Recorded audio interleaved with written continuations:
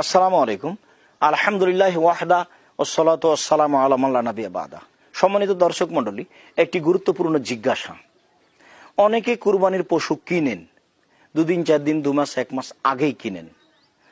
তো কোনো দুর্ঘটনার কারণে কুরবানির পশুটি যদি জবে করতে হয়, তাহলে সে গোশত কি বন্টন করে দিতে হবে না সে নিজেই খাবে? সম্মানিত দর্শক মণ্ডলী, আমরা ইতিমধ্যে একটি সহিহ হাদিসের মাধ্যমে জেনেছি যে সলাতের পূর্বে কেউ যদি পশু কুরবানি করে তাহলে তা কুরবানি হয়নি, সেই স্থানে তাকে আবার কুরবানি করার জন্য রাসূল সাল্লাল্লাহু আলাইহি ওয়াসাল্লাম আদেশ করেছেন। হাদিস বুখারী মুসলিম।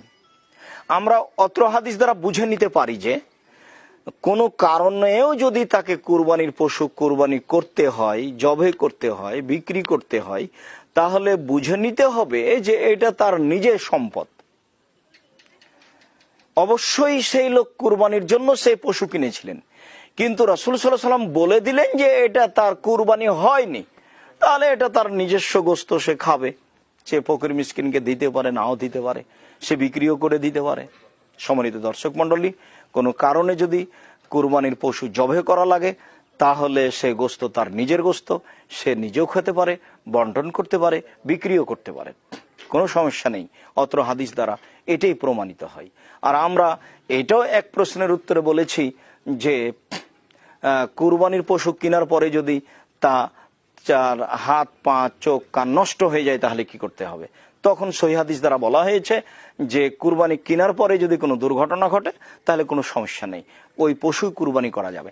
আর যদি কেনার পূর্বে নাক কান কাটা ছিল, দেখা যায়নি, তাহলে সেই পশু পরিবর্তন করতে হবে।